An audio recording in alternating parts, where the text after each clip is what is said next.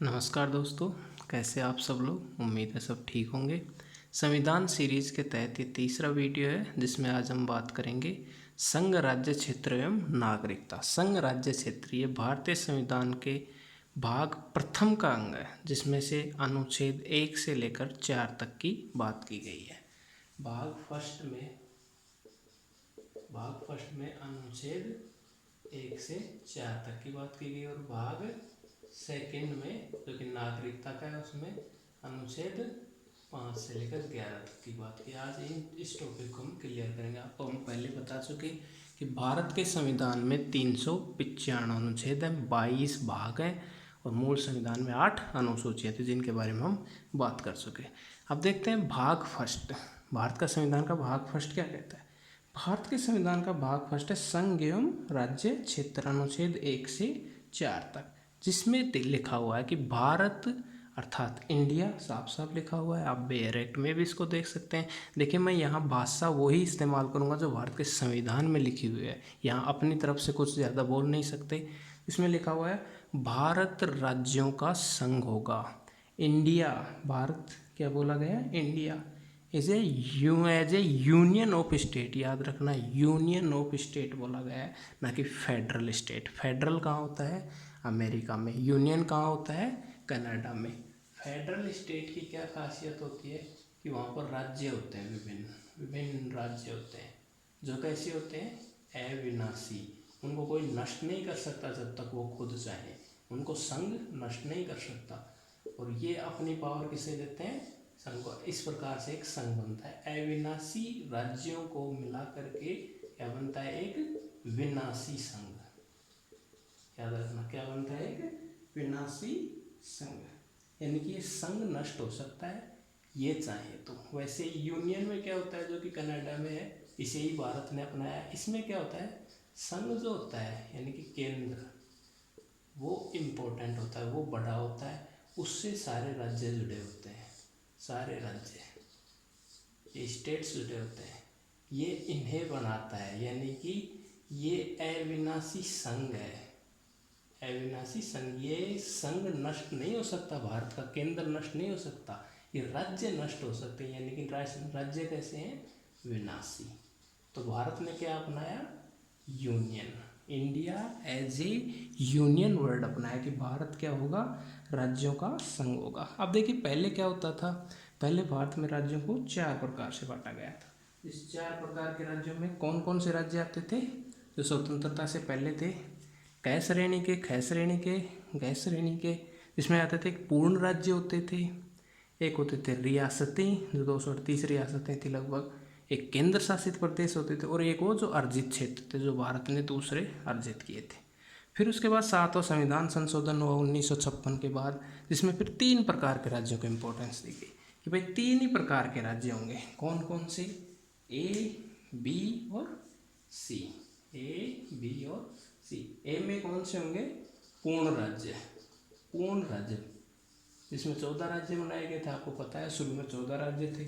ख में कौन से होंगे, यूटी यानी कि यूनियन टेरिटरी। यूनियन टेरिटरीज फिलहाल कितनी थी, अब तो 9 है, पहले 7 थी, फिर उससे पहले 6 थी। शुरू के मूल संविधान के आसपास 6 थी। उसके बाद ये 3 थे। सी था अर्जित क्षेत्र, यानी कि जो क्षेत्र मिला लिया गया। ये भारत के भाग फर्स्ट के अनुच्छेद 1 का वर्णन है। 1 में ये लिखा हुआ है। अब देखिए, भाग फर्स्ट में अनुच्छेद 1 से लेकर 4 तक की बात कही है। 1 में इनके बारे में बात की गई। 2 में क्या कहा गया, 2 में कहा गया कि अगर संसद चाहे, भारत की संसद को संप्रभुता दी गई। इस मामले में राज्यों को बना भी सकती है, राज्यों की स्थापना कर सकती है। राज्यों का प्रवेश कैसे होगा, इसके संबंध में संसद के शक्तियों का वर्णन किया गया है कि भारतीय संघ में नए राज्यों का प्रवेश कैसे होगा। जैसे जो जो नए राज्य भारत में प्रवेश लिए, कब कब कौन कौन से राज्य ने प्रवेश लिए, उनके बारे में मैं आपको बताऊँ। तो देखिए, इसके पीछे कहानी है। कहानी क्या है कि पहले आपको पता है कमेटियाँ बनी थी, जीएस धर कमेटी बनी थी, फिर उसके बाद जेवीपी कमेटी बनी थी, फिर फजल आयोग बना था कि कैसे कैसे राज्यों का उद्घाटन, राज्य कैसे कैसे बने हैं। तो उस कमेटियों की अगर मैं बात करूं तो उसमें ये दिया गया है कि भाई राज्यों को सबसे पहले भाषा के आधार पर, आपको पता है पोट्टी श्रीरामुलु थे जो कि आंध्र प्रदेश के थे, उन्होंने अनशन कर लिया 52 दिन का, और आमरण अनशन था वो चूँकि ख़त्म हो गए, वो ख़त्म हो गए तो सरकार के ऊपर दबाव बढ़ा कि राज्यों की स्थापना की जाए, और उन्होंने 1992 में अपने प्राण त्याग दिए, और 1953 में आंध्र प्रदेश को भाषा के आधार पर पहला राज्य बनाया गया। और इस तरह से उसके बाद तो फिर बहुत सारे राज्य बनने लग गए। 3 जो कमेटियाँ आई उनमें से पहली कमेटी थी एस.के. धर आयोग। कौन सा था? एस.के. धर आयोग। अब देखिए ये क्या कहता है एस.के. धर आयोग। इसने क्या कहा? इसने कहा कि भाई भाषा के आधार पर राज्यों का गठन नहीं हो सकता। भाषा को इन्होंने इम्पोर्टेंट नहीं माना, भाषा के आधार पर राज्यों का गठन नहीं हो सकता। राज्यों का गठन किस आधार पर होगा? प्रशासनिक आवश्यकताओं पर, प्रशासनिक आवश्यकताओं पर। ठीक है साहब, इसकी बात ये थी, इसकी बात नहीं मानी गई। दूसरी जो कमेटी आई वो आई JVP कमेटी। जे यानी जवाहरलाल नेहरू, वी यानी वल्लभ भाई पटेल, और पी यानी पट्टाभी सीतारामैया, पट्टाभी सीतारामैया, इनकी कमेटी आई। इन्होंने कहा कि भाई प्रशासनिक और आर्थिक आधार ही होना चाहिए, भाषा का आधार हम भी स्वीकार नहीं करते। लेकिन आंदोलन बढ़ता गया, देशी रियासतों का एकीकरण होता गया, राज्य पुनर्गठन आयोग गया उसमें 1953 में, और उसके अध्यक्ष बनाए गए फजल अली। ये आयोग इसके नाम से भी जाना जाता है, फजल अली आयोग। इसमें 2 और भी सदस्य थे, कौन कौन से? हृदयनाथ कुंजरू, ठीक, और दूसरे सदस्य KM पणिक्कर। ये 3 सदस्य थे। इन्होंने क्या कहा कि ठीक है भाई, अगर ऐसी बात उठ रही है तो भाषा को भी हम आधार बना सकते हैं, और इस तरह से भारत में राज्यों का पुनर्गठन होना शुरू हुआ। इस सीरीज के तहत भारत में राज्य बने। उन राज्यों में सबसे पहले कौन सा राज्य बना? 1953 में। 1953 में पहला राज्य कौन सा बना? आंध्र प्रदेश। आंध्र प्रदेश को पहला राज्य बनाया गया भाषा के आधार पर। ठीक है, उसके बाद आंदोलन और बढ़ते गए, और भी राज्यों का गठन होना था। और उसके बाद 1956 जिसमें तमिलनाडु वगैरह बने, केरला, ये तो पहले राज्य से ये टूटे, इनसे और भी राज्य निकले। 1960 में जो मुंबई या बम्बई कहते हैं अपन, बम्बई एक प्रांत था जिसे 2 राज्य निकले, एक निकला महाराष्ट्र और एक निकला गुजरात। ये 2 राष्ट्र 1960 में बने। उसके बाद 1963 में कौन सा बना? नागालैंड। नागालैंड राज्य बना 1963 में। उसके बाद राज्य बना 1966 में। ये पहले पंजाब बड़ा राज्य था, पंजाब से 2 निकल गए, एक पंजाब एक हरियाणा। उसके बाद 1972 में मेघालय को राज्य बनाया गया, नया राज्य बना मेघालय। उसके बाद 1975 में सिक्किम को राज्य बनाया गया, और उसके बाद 1987, इसमें देखिए 3 राज्य बने। मिजोरम को राज्य बनाया गया, गोवा को राज्य बनाया गया। देखिए गोवा को 1961 में गोवा को पुर्तगालियों से आज़ाद करवा लिया था भारत ने, लेकिन गोवा को नया राज्य कब बनाया गया? 1987 में। और उसके बाद अरुणाचल को भी यहाँ पर पूर्ण राज्य बना दिया गया। ये 3 राज्य 1987 में बने। उसके बाद अपने यहाँ 2000 में फिर 3 राज्य बने। इसमें से कौन कौन से थे? झारखंड, ठीक, उत्तराखंड और छत्तीसगढ़। इन 3 राज्यों को कब बनाया गया? 2000 में। और आपको पता है सबसे लास्ट में जो नया राज्य बना वो 2014 में बना था। 2014 में कौन सा राज्य बना था? जो आंध्र प्रदेश था, यानी कि जो सबसे पहले आंध्र प्रदेश बना था, इसके 2 टुकड़े हुए, एक आंध्र रह गया और दूसरा तेलंगाना। इस तरह से भारत में 29 राज्य बने टोटल। अब हालांकि जम्मू कश्मीर को हटा दिया गया तो 28 ही राज्य बचे। इस तरह से भारत के संविधान के अनुच्छेद 2 में बात कही गई कि भाई राज्य घट सकते हैं, बढ़ सकते हैं, उनका स्थापना कर सकती है। ये अधिकार किसको दिए गए? संसद को। उसके बाद अनुच्छेद 3 की बात आई। अनुच्छेद 3 में दी गई कि भाई जो संसद है वो वर्तमान जो राज्य हैं जितने भी उनमें परिवर्तन कर सकती है, उनका नाम परिवर्तन कर सकती है, विभाजन कर सकती है। जैसे कि आपने देखा कि अभी जम्मू कश्मीर को तोड़ करके 2 यूटी बना दी गई, जम्मू कश्मीर और लद्दाख 2 यूटी बना दी गई। तो ये सारा जिम्मा किसको दिया गया? संसद को। संसद एकीकरण भी कर सकती है, उनके क्षेत्रफल में भी कमी कर सकती है, राज्य का स्टेटस भी चेंज कर सकती है, सारी शक्तियां दे दी गई अनुच्छेद 3 के तहत किसको? संसद को। संसद इनमें परिवर्तन कर सकती है। ठीक साहब, बात आगे बढ़ी, यहाँ तक ठीक था। अनुच्छेद 4, अनुच्छेद 4 में क्या हुआ फिर? अनुच्छेद 4 में ये कहा गया कि भाई जो अनुच्छेद 2 है और जो 3 है इनके तहत जो परिवर्तन हो रहा है ना राज्यों में, कि राज्य बढ़ रहे हैं, घट रहे हैं, किसको एंट्री दे रहे हैं, किसका एकीकरण कर रहे हैं, किसका विभाजन कर रहे हैं, इनको 368 जो संविधान का संशोधन, मतलब अनुच्छेद 368 है जिसमें संविधान संशोधन कर सकते हैं, उसके परिवर्तन नहीं माना जाएगा, बल्कि मतलब साधारण विधेयक से कर सकते हैं। 368 में क्या है कि पूर्ण बहुमत चाहिए सरकारों का, लोकसभा, राज्यसभा और विधानसभाओं का भी। इसको बोला अपन साधारण बहुमत से पारित कर सकते हैं। यदि किसी राज्य का नाम बदलना हो, जैसे कि उड़ीसा का नाम ओडिशा किया गया, तो उसको अपन साधारण बहुमत से बदल सकते हैं। ये बात कही गई अनुच्छेद 4 में। ठीक है, यहाँ पर भारत का भाग, भारतीय संविधान का भाग 1 खत्म होता है। फिर आता है भाग 2। भाग 2 में बात की गई नागरिकता, कि भारत के नागरिक कौन कौन होंगे। अब ये देखिए बहुत ही गंभीर मुद्दा है नागरिकता का। इसमें आज तक भी संशोधन हो रहे हैं, अभी भी इसमें संशोधन चल रहे हैं, इसको अभी तक क्लियर नहीं किया गया। लेकिन जो भारत के संविधान में लिखा गया वो प्रावधान क्या क्या थे वो हम आपको बता देते हैं। अनुच्छेद 5 से 11 तक इसमें बात की गई है नागरिकता की। 5 से 11 तक किसकी बात की गई है?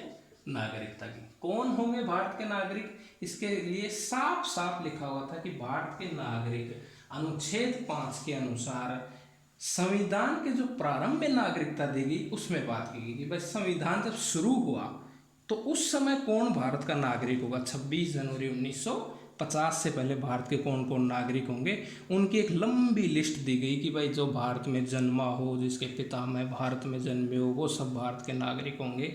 इसी तरह अनुच्छेद 6, अनुच्छेद 6 में बात की गई कि भाई पाकिस्तान में भारत आने वाले, जो पाकिस्तान से भारत आने वाले व्यक्ति थे उनको नागरिकता कैसे दी जाएगी, उनके अधिकार दिए गए। जैसे कि 26 जनवरी के बाद जो पाकिस्तान में जो लोग रह रहे थे वो भारत में आए, उनको नागरिकता कैसे कैसे दी जाएगी, उन व्यक्तियों को कैसे नागरिकता दी गई, क्या पैमाने रखे जाएंगे, इन सब की बात की गई अनुच्छेद 6 में।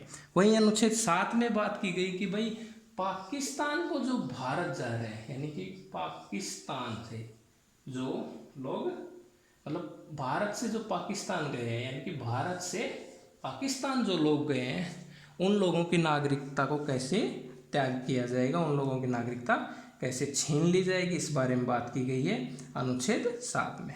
वहीं अनुच्छेद 8 में बात की गई कि भाई देखिए आप नागरिकता तो दे रहे हैं, लेकिन जो भारत से बाहर गए लोग या भारत में जो एंट्री लिए लोग, उनके संबंध में नागरिकता 5 और 6 में आप दे चुके। लेकिन जो विदेशी बच्चे अब विदेशियों को भी नागरिकता देना जरूरी है, या तो स्वयं का, तो उसके लिए क्या आधार किया गया, तो उसमें आधार ये किया गया कि भाई देखिए यदि कोई व्यक्ति का जन्म, मतलब या तो अविभाजित भारत में हो, जब भारत आज़ाद नहीं हुआ था, भारत का बंटवारा नहीं हुआ था, उसमें उसका जन्म हुआ हो, या फिर वो पिछले 1 वर्ष से भारत में रह रहा हो, तो उसको हम नागरिकता दे देंगे। विदेशी व्यक्ति वो जिसका जन्म आज़ाद भारत से पहले हुआ हो, यानी कि बंटवारे से पहले हुआ हो, या फिर वो 1 वर्ष से भारत में रहकर भारत के दूतावास में अपना नाम रजिस्टर कराए, तो उसको हम नागरिकता दे देंगे अनुच्छेद 8 के तहत। 7 के तहत हम ऐसे लोगों को जो पाकिस्तान चले गए थे वापस भारत आना चाहते हैं, ये लोग भारत से पाकिस्तान चले गए, तो अब कहते हैं कि हमें भारत की नागरिकता चाहिए, तो इनको नागरिकता कैसे देंगे। तो भाई इनके लिए एक साफ बात की गई कि भाई आप 6 महीने भारत में रहो, भारत में गुजारो, और जो उचित जो अधिकारी है, जो बड़े अधिकारी हैं, जो राजदूत हैं, उनसे संपर्क करो, उनमें रजिस्टर कराओ अपना नाम और भारत की नागरिकता ले सकते हो। ठीक है, बात यहाँ तक है, कोई दिक्कत नहीं, समझ में आ रहा होगा। अनुच्छेद 9 में बात की गई कि भाई देखिए ठीक है, आपने इनको तो नागरिकता दे दी, लेकिन अगर कोई भारतीय व्यक्ति यानी कि भारतीय नागरिक है और वो कोई विदेशी नागरिकता धारण कर ले तो क्या उसकी भारत की नागरिकता खत्म हो जाएगी? बोलो कि जी हाँ, अगर कोई भारत का नागरिक है और अपनी स्वेच्छा से अगर वो ये कहता है कि मैं विदेश की नागरिकता धारण करता हूँ, मैं अमेरिका की नागरिकता धारण कर लेता हूँ, यानी कि अगर बॉबी जिंदल या पेप्सिको की जो सीईओ है इंदिरा नूई, वो भारतीय मूल की थी, वो अगर अमेरिका जाकर उनकी नागरिकता अमेरिका की होगी तो उनकी स्वतः ही भारत की नागरिकता को बर्खास्त कर दिया जाएगा। ये अनुच्छेद 9 में बात की गई। ठीक है, कोई दिक्कत नहीं, काम सही चल रहा था। अनुच्छेद 10 आया। अनुच्छेद 10 में बात की गई कि भाई देख, संविधान लागू होने के बाद संसद क्या करेगी? जो अनुच्छेद 11 है उसके तहत कानून बनाएगी, सीधी बात। और वो कानून आज भी बन रहे हैं, जिसमें अनुच्छेद 5, अनुच्छेद 6, 7, 8, 9 इसके द्वारा जिन जिन को भी नागरिकता दी गई वो सब भारत के नागरिक माने जाएंगे। ये कानून बनाया गया अनुच्छेद 10 में। और अनुच्छेद 11 में कहा गया है कि भाई संविधान लागू होने के बाद जो नागरिकता संबंधी जो कानून बनेंगे वो कानून कौन बनाएगा? संसद। संसद कानून बनाएगी, पारित करेगी, उनमें से बहुत सारे कानून बने भी। अब नागरिकता को ग्रहण करने के लिए या नागरिकता की समाप्ति के लिए कौन कौन से कानून बने आप सब जानते हैं। कैसे कैसे कानून बने, उनका आधार क्या लिया गया? उनका आधार लिया गया कि भाई जन्म के आधार पर, कि जन्म के आधार पर भी हम नागरिकता दे सकते हैं। जन्म के आधार पर कैसे? कि भाई 26 जनवरी 1950 को जब देश का संविधान लागू हुआ था, उससे में जो भारत में जो बच्चा जन्मा था वो भारत का नागरिक होगा। ठीक है भाई। उसके बाद दूसरी बात की गई भाई वंश के आधार पर, हम वंश के आधार पर भी नागरिकता देंगे। वंश के आधार पर नागरिकता कैसे देंगे? कि देखिए, भारत से बाहर अगर कोई बच्चा जन्मा था, ठीक है, कोई वजह होगी, उसकी माँ या उसके पिता बाहर गए होंगे, भारत से बाहर कोई बच्चा जन्मा होगा, तो वो जन्म के समय भारत का नागरिक होगा। ये बात साफ साफ दी गई कि भारत से बाहर जन्मा कोई बच्चा अगर उसके माँ बाप में से कोई एक उसके जन्म के समय भारत का नागरिक था, जैसे कोई कपल है वो अगर दुबई गया हुआ था और उसका जन्म वहाँ हो जाता है, लेकिन उसके माँ बाप में से कोई एक भारत का नागरिक था, तो उसको भारत की नागरिकता दे दी जाएगी। तीसरा आधार रखा गया कि भाई पंजीकरण के द्वारा भी हम भारत की नागरिकता दे सकते हैं। पंजीकरण के द्वारा कैसे नागरिकता देंगे? पहला जन्म, दूसरा वंश, तीसरा पंजीकरण। पंजीकरण का मतलब ये था कि अगर कोई भारतीय मूल का व्यक्ति है जिसने रजिस्टर करवाया, वो अपने जो दूतावास है उसमें अपना नाम रजिस्टर करवाया और 5 साल से भारत में रह रहा है वो, और 1 वर्ष से लगातार रह रहा है, 5 साल से वो आ जा रहा है, तो वो उसको भारत की नागरिकता दे दी जाएगी। ठीक है।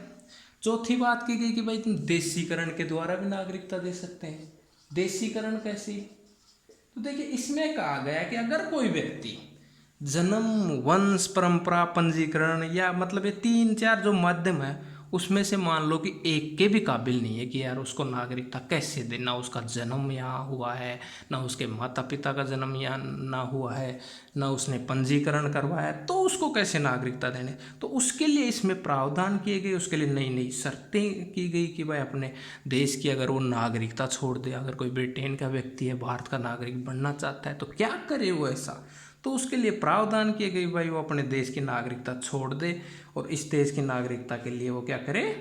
अप्लाई करे। इसके आधार पर हम देशीकरण के आधार पर भी उसको नागरिकता इजीली दे सकते। उसके बाद और भी 1-2 कारण है कि भाई सहकारिता के आधार पर भी हम नागरिकता देने का प्रावधान किया गया था कि कैसे, यदि कोई अगर मतलब कोई क्षेत्र में भारतीय संघ में शामिल होता है, जैसे पुद्दुचेरी है, पांडिचेरी का नाम हम लेते हैं, तो उसके नागरिक तो अगर वो भारत का क्षेत्रीय है, मान लो कि समुद्र में कोई द्वीप है, मान लो ABCD कोई भी द्वीप मान लेते हैं, जैसे समुद्र में एक द्वीप है जिसका नाम है DK द्वीप मान लिया, और वो भारत के अंडर में आता है। अब अगर उसमें कोई व्यक्ति रह रहा है तो वो बिना इन 5 आधार के अपने आप ही भारत का नागरिक हो जाएगा। उसके लिए कुछ भी करने की उसको ज़रूरत नहीं है, अपने आप वो भारत का नागरिक हो जाएगा, क्योंकि ये भारत के अंडर में आता है। अब नागरिकता से संबंधित अनेक कानून अधिनियम बने, जिसमें 1955 वाला जो नागरिकता का अधिनियम हो वो बहुत इम्पोर्टेंट है, किसको नागरिकता दी जाए, कैसे नागरिकता दी जाए, उन सब की इसमें बात की गई है। चलिए आज के सेशन को यहीं समाप्त करते हैं। धन्यवाद। अगर आपको अच्छा लगा हो, नागरिकता संघराज्य क्षेत्र को समझ में आया हो, तो चैनल को लाइक कीजिए, सब्सक्राइब कीजिए और शेयर कीजिए। Thank you.